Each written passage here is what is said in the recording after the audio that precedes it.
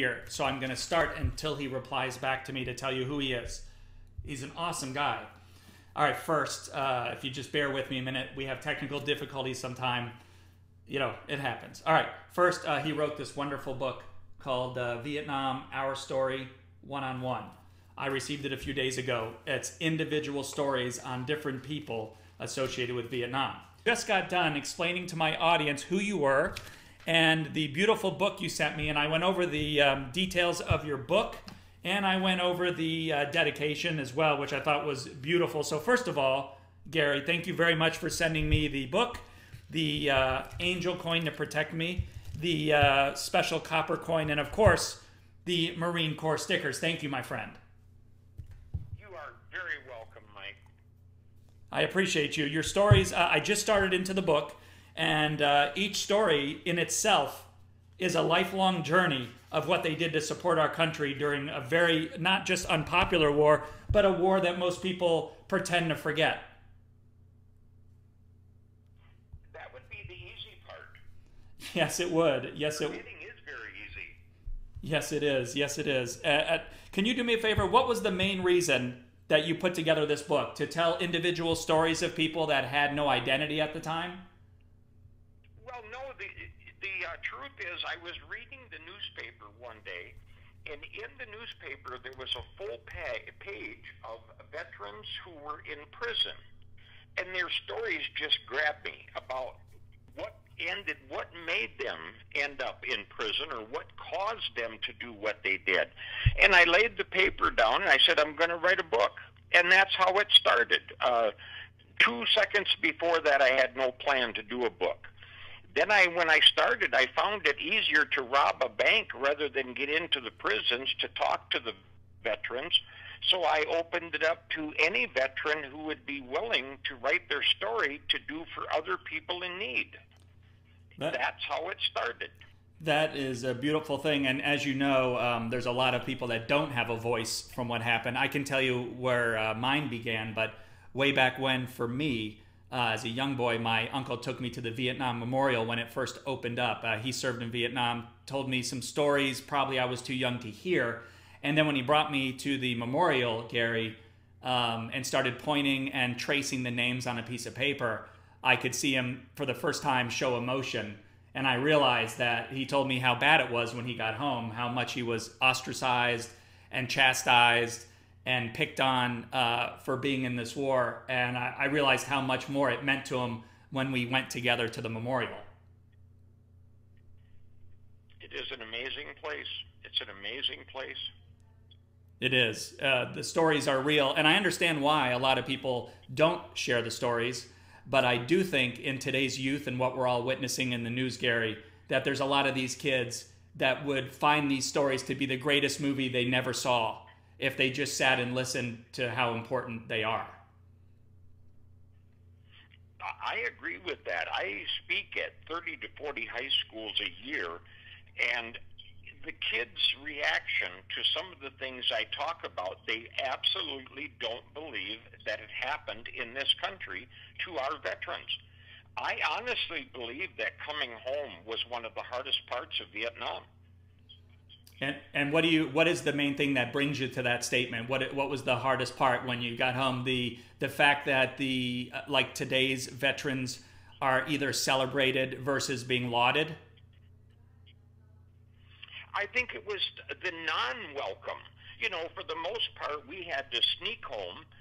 We were told to get out of our uniforms as soon as possible, get into civilian clothes. Well, it was obvious by looking at us where we had been. You know, short hair, tan, and it was obvious. And the treatment for us, if you came through I'll give you my example. That's all I can do is tell you mine. When I went through the airport in California, I was leaving. I was done with the Marine Corps. I had spent 3 years, 4 months, and 29 days, 2 years and 25 days overseas, 3 Christmases overseas. I got out the 16th of December, 1970. I was going home for the first time for Christmas. I got to California. Nobody talked to me. They just stared at me, and I didn't care because I'm going home. But there was a woman walking towards me that had two kids, two boys, maybe 6, 7 in that age. And I looked at her and smiled, and she stopped and turned her kids around so they wouldn't look at me. I cannot tell you that pain. It hasn't went away, but that pain was, I would have much rather she walked right up and slapped me in the face. I'd have felt better because I didn't do anything. 6 days before that, I was willing to die for her and those kids. So that left an impression that has lasted 50 years. That's incredible. My uncle had a similar story when he got home to Cleveland, Ohio, the very first day walking down Beechwood Boulevard with his friend, and a car backfired, and they dove underneath the vehicle on the sidewalk, and everyone started laughing and pointing at them as they were, smoking their cigarettes and, doing the 70s routine, if you will, the 70s routine that was just beginning. And a very sad state of affairs. And it turned out that he became a police officer after that as well. But there was no welcome home. There were no yellow ribbons. There was no pomp and circumstance. And it's the one thing our President Trump said, that he would love to have a real processional march of for our veterans, especially for our Vietnam veterans, and give them the welcome home they never, ever received. That's a great idea, but we've been home. We've been home for, like myself, for 50 years, and home has never meant the same. Home has never been really home since coming back from there. I think with Vietnam veterans, I think when they got home, they were forced to not talk about it, so they went into a shell, and that shell now is so thick that you're not going to get through to it, and that's a shame, because some of them really need to talk. I found that talking is one of the best things you can do, especially with other Vietnam veterans. Get them to talk. They need to talk. Otherwise, bad things happen. You're right. There's your 22 suicides a day. You're absolutely right. In fact, PTSD was not an acronym or a conversation that we would have had when you returned. And the Vietnam veterans dealt with something, a little bit larger than that, called Agent Orange, who still currently affects most of the ones I've known today, and they're dealing with the effects of it if they're lucky enough to be alive. So they didn't have the opportunity to claim PTSD or to have all these other benefits, or what we're now seeing in the VA right to try, correct? Right. I was diagnosed with Agent Orange. I had severe neuropathy in my feet, and I'm not diabetic. So I went and they tested me, and 3 doctors walked in. This has been about 6 years ago, and they said, Agent Orange related, nothing we can do, and they meant it. As far as PTSD, I think it's been named wrong since they named it. Post-traumatic stress disorder. That disorder part bothers me. If you tell somebody you have a disorder, they think there's something wrong with them. Post-traumatic stress should have been called post-traumatic stress order. They are reacting exactly as they should to a very abnormal situation. That's not a disorder. That's an order. They studied this all during the 70s, like lab rats. In 1980, they named it post-traumatic stress disorder. If they would have said post-traumatic stress order, come on in, we can help you, that would have saved a tremendous amount of lives. But they found the fancy name, and disorder sounded better. Well, it caused a lot of damage. Wow. Well, not only has it caused damage, now it's causing the youth of today and many others to claim it as their own for many other circumstances, thus making it less of a claim by our veterans. So I have a doctor that comes on my show named Dr. Tony. I think he would agree with you on your analysis of it being an order and not a disorder, and how easily that made it a stigma versus something that could be helpful. Right. Wow. Yeah, the whole thing was just done wrong. How are your thoughts about the right to try? I know from a couple personal experiences from people I've talked to that it's been a big deal for them, either right to try medication and or being able to see a doctor outside of the veteran network. Have you had any personal experience with that or any feedback on that yourself? the VA keeps coming up with these great remedies for our health care. Our health care, I've been going to our VA in Minneapolis since 1971. It has declined since then, and it's to the point where most of us are getting outside insurance. And that's a shame. We have to pay for Medicare and that type of thing out of our own pocket when we were guaranteed good health care. That's no longer the truth. They came up with this one that was called Veterans Choice. Well, I personally gave up Medicare thinking, why do I want to pay for that? This is going to take care of everything. Mm-hmm. The VA did 2 surgeries on me, a back surgery in 2011 that failed. They did a knee replacement July 4th of 2018, and that failed. So I went back on Medicare trying to find someone who could fix me. Then they came up with this, because the Veterans Choice, I went to Mayo Clinic about 4 appointments, and they told me they were going to bill Medicare. And I told them I don't have it. I gave it up because of this Veterans Choice. Mm-hmm. Nobody took Veterans Choice. So there I am again. So I got Medicare again and went back to Mayo, but the same treatment. It seems to me I'm getting the same treatment no matter where I go. The doctors are kind of on the same page, and I don't know if it's care anymore. With the Mayo Clinic, it was 2 lines. One you stood in, and the other one was the bottom line, and that's the only one that mattered to them. That's a shame. In fact, the shame part is that we're still arguing over supportive veterans that were from 40, 50 years ago that are still not being taken care of. That's the issue. It's a very serious issue. We're getting up there in age where things happen just from age, and if there's nobody there to help you, what do you do? Right. Gary, back in 2015 on my show, I proposed something that I still talk about today, and I think it's valuable.